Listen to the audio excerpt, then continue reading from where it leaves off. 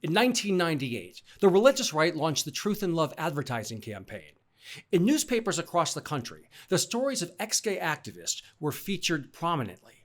These activists said they had magically transformed from gay to straight through prayer and therapy. The stars of this campaign were John and Ann Polk, who appeared on the cover of Newsweek. Michael Johnston was also the star of the Truth and Love television campaign. A decade ago, I walked away from homosexuality through the power of Jesus Christ. At that time, I worked for the Human Rights Campaign. I was put in charge of debunking the ex-gay industry and proving it was a fraud. My first effort was to document those harmed by ex-gay conversion therapy. I created a booklet of survivors called Finally Free: How Love and Self-Acceptance Saved Us from the Ex-Gay Ministries. As far as I know, this is the first time survivor stories were collected and disseminated to challenge the validity of ex-gay programs. Next, I set out to prove that ex-gay leaders were charlatans and frauds. I did this by photographing John Polk in a gay bar. This severely undermined the premise of the Truth and Love campaign. I showed that those who claimed they had changed were not telling the truth. It was an elaborate hoax sponsored by millions of dollars on the religious right. I followed this up by joining attorney Michael Hamer in Virginia and exposing Michael Johnston, the star of the Truth and Love television campaign. We caught Johnston in a gay motel orgy. Hardly an activity you'd expect from an ex-gay leader. These exposures badly eroded trust and believability in these phony programs. I also wrote a book nominated for 2 Lambda Literary Awards. It's called Anything But Straight: Unmasking the Scandals and Lies Behind the Ex-Gay Myth. In 2006, President George W. Bush invited ex-gay leaders from Activist International to the White House. In response, I started Truth Wins Out to monitor and expose ex-gay leaders and their movement. We traveled across the country from Alaska to Alabama, protesting ex-gay conversion conferences such as Focus on the Family's Love One Out. Our media included ABC World News Tonight, The Rachel Maddow Show, The Last Word with Lawrence O'Donnell, AC360, Anderson Cooper Show, The O'Reilly Factor, and The Daily Show with Jon Stewart. Our work was quoted in the Wall Street Journal, Rolling Stone magazine, the New York Times, The Advocate, and many other publications. In other words, we framed the issue, defined your opponents, and set the terms of the debate. We created an innovative website called Respect My Research. It called out right-wing propagandists who distorted the findings of legitimate researchers. So these therapies are marketed inaccurately. That therapists are saying, we can change your orientation, when in fact all of the data suggests that that's not the case. When ex-gay activists spoke in Uganda, Truth Wins Out organized the American Prayer Hour, an event which shined a spotlight on the role American evangelicals at the National Prayer Breakfast played in the introduction of Uganda's notorious Kill the Gays bill. We led a successful campaign to have Apple remove Activist International's ex-gay iPhone app, which targeted children. We launched a high-profile undercover investigation, proving Representative Michelle Bachmann and her husband Marcus own a clinic that practiced ex-gay conversion therapy, even though they denied that's what they were doing. Our operation made a mockery of conversion therapy and became fodder for comedians worldwide. The totality of our efforts to bring down the ex-gay industry were working better than we could have ever imagined. I've never regretted leaving homosexuality. I'm sorry, but I've never seen a real success story of anyone who's changed from homosexual to heterosexual. By 2012, Love One Out had disbanded. Activist International had shut down. In God's word, it says, this isn't what I created you for. I gave you the wrong information, and I'm sorry. The Truth and Love campaign was completely debunked and disgraced. The conversion therapy group, Narth, was so humiliated and failed, it had to change its name and rebrand. It's never recovered fully from those days. Truth Wins Out did not do this alone. A small band of committed activists from the blogs Box Turtle Bulletin and Ex-Gay Watch played key roles. The survivor organization Beyond Ex-Gay was an important component in this effort. Soulforce had an impact, as did the Gay Christian Network, as well as Dr. Jack Drescher, who played an instrumental role in shutting these organizations down. These groups didn't always agree. We had different personalities and a wide array of tactics, but we never had to question whether the information they provided was fact-checked or their spokespeople legit. It's depressing that we must factor that into the equation now. These aforementioned groups were small organizations or blogs.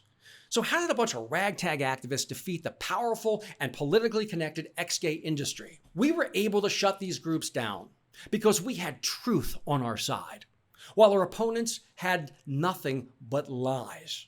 Conversely, we had well-documented stories of verified spokespeople. The mucus was going to emanate from me as the demon of homosexuality left my body.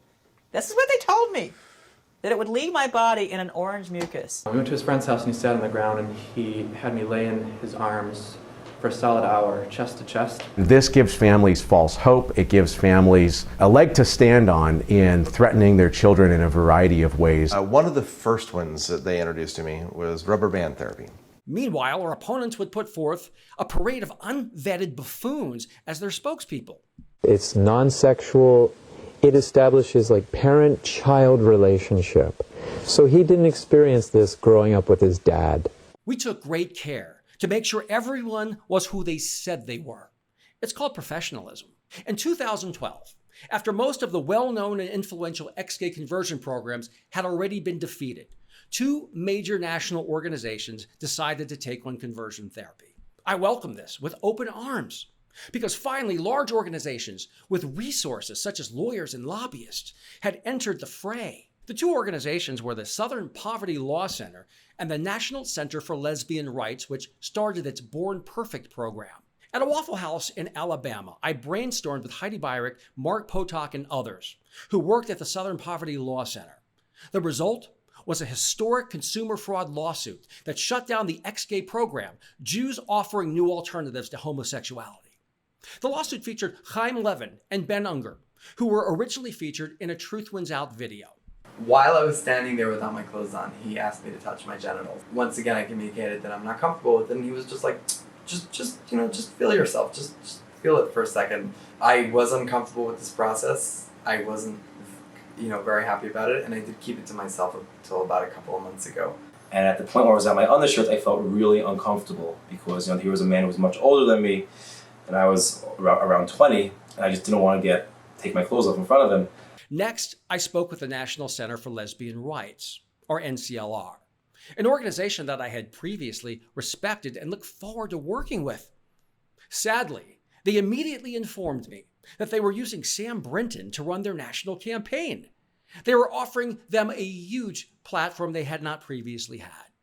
What? I was stunned. Sam had a remarkably colorful story, an insatiable appetite for media publicity, yet miraculously couldn't name his conversion torture therapist. Physical therapy was my hands being tied down and blocks of ice being placed on my hands. Then pictures of men holding hands would be shown to me, so that way I would associate the concept of the pain of ice with a man touching me. It worked really, really, really well. My dad could barely even hug me anymore. They allegedly went to this torture therapist for 2 to 3 years, yet could not identify them. There was no way to verify if their story was legitimate. I personally begged NCLR and their Born Perfect campaign that they must verify Brinton's testimony before using it. I said that Brinton isn't who they say they are. It would undermine the reputations of our anti-conversion efforts. It would harm our network of survivors. NCLR, unfortunately, indignantly responded that we must believe all survivors, to which I replied, yes, we should trust, but shouldn't we also verify? Apparently not. Their poor judgment was inexplicable because there were dozens of incredible survivors where we didn't have to worry about their credentials. We knew who they said they were. NCLR had the nerve, the unmitigated gall, to center their national campaign on the only survivor in the entire United States of America who could not tell you where they received their ex-gay counseling. Why? For almost 15 years, we knew beyond a reasonable doubt that the testimonies of our survivors were incontrovertibly true. NCLR and their Born Perfect campaign lowered the standard to, it's okay to use survivors' testimonies as long as you can't prove that their stories are false. This was a terribly unfortunate paradigm shift, because once you prove a story is true, it's always true. If the standard is reduced to, you can't prove it's false, well, that might be true today. But tomorrow, your spokesperson might be unmasked as a fraud. For 15 wildly successful years, we had standards. And thanks to Born Perfect, they were flushed down the toilet overnight. Equally egregious, the Trevor Project eventually hired Sam Brinton. Like NCLR's Born Perfect, they never bothered to verify Sam's story. This is a multi-million-dollar organization that couldn't bother to do a basic fact check? What the hell? As we know, Sam Brinton was just charged with stealing a woman's $2,000 suitcase from the Minneapolis airport and lying about it to police. They were caught on surveillance video ripping the identification tag off the woman's luggage while quickly scurrying away to avoid detection. At first, Brinton said they were tired and picked up the wrong bag. However, that wasn't possible because they checked no luggage. Whoops. Thanks to Born Perfect and the Trevor Project's shoddy standards, this depressing story went mega viral. The right wing went wild, using Brinton's story to brutally attack our movement and defame our community. As a result of their carelessness and recklessness, the movement to fight the ex-gay conversion industry received more negative press in 1 week than we had in the previous 15 years. Thanks, guys. All we ask you to do is verify your spokesperson is legit, and you failed. The scandal was a fresh opportunity to revisit Sam Brinton's dubious testimony. For example, Brinton has a strikingly vivid memory of their therapy sessions. Brinton alleges their practitioner used diversion therapy, which included sessions where they were tortured with extreme heat, ice, and needles. Brinton alleged, we then went into the month of hell. The month of hell consisted of tiny needles being stuck into my fingers, and then pictures of explicit acts between men would be shown, and I'd be electrocuted. In another instance, Brinton told NBC News, quote, there were 7 King James Bibles on a stack on the coffee table. Brinton recalled their conversion therapist's small office in an Orlando, Florida strip mall. I checked with a top expert on conversion therapy in the Orlando region. He said that there is no known conversion office in a strip mall that existed during the years that Brinton attended therapy. After the airport incident, I called Brinton's mother, Peggy Jo Brinton. She told me that her son had attended therapy, but that it was not conversion therapy. So my mom finds me up on the roof, says, she will love me again if I will just change, which is not the thing to say to a person standing on the edge of a building. My dad has held a gun up to my head multiple times. For the record, she also denied Sam was ever physically abused by their father after coming out, or that they had ever attempted suicide, as Brinton claimed in their testimony. Interestingly, when I urged Brinton to reveal their mystery torture therapist that they said they spent at least 2 years on a couch with, Brinton wrote in the Queerty comments section, quote, I was indirectly in contact with Wayne, and although I know he wants me to send the information of the therapist, that is simply not an option. Counselor after counselor has seen me revert to near suicidal tendencies when I try to dig deep into the memories of the time, and I simply don't have his name. I can picture him as clear as day in my nightmares, but his name is not there. It seems Brinton's prodigious memory only fails when they are asked to verify their story. Brinton said that they could clearly see this therapist in their nightmares. If that's true, why hasn't Brinton looked online to try to find this monster so he won't torture other children? How many conversion therapists could there be in Orlando anyway? I mean, it wouldn't be that hard to find if you looked. Other holes in Brinton's story have emerged. In some versions, Brinton claims that they went to a Florida therapist, yet the Des Moines Register reports that they, quote, began a series of out-of-state treatments. Why won't Brinton clarify which state the reporter was referring to? A 2011 LGBTQ Nation story reports that, quote, Sam specifies his counselor was a religious therapist and not a doctor. Yet Brinton penned a 2014 piece for the National Center for Lesbian Rights that described his counselor as a psychotherapist. The same year, he told the UN's Committee Against Torture in Switzerland, when I was a child, a licensed psychotherapist tried and failed to change something I never chose. So, when Brinton was trying to specifically ban licensed conversion therapists from practicing, they suddenly upgraded the credentials of their own cryptic therapist. Interesting. I'm not definitively saying that Brinton's story isn't true. That's not the point, however. What I am saying is there are fewer red flags in China than Brinton's story. For Born Perfect and the Trevor Project to use the shaky, inconsistent, unproven testimony as the cornerstone of their high-profile national campaigns was unnecessarily risky and negligent. And it has now backfired in a spectacular fashion because the type of person who would conceivably invent a conversion therapy story is also the kind of individual, if you think about it, who would steal luggage at an airport. This is a character issue. That's why you do background checks. I've decided to speak out now because accountability is important. We correctly criticize the right when they do wrong.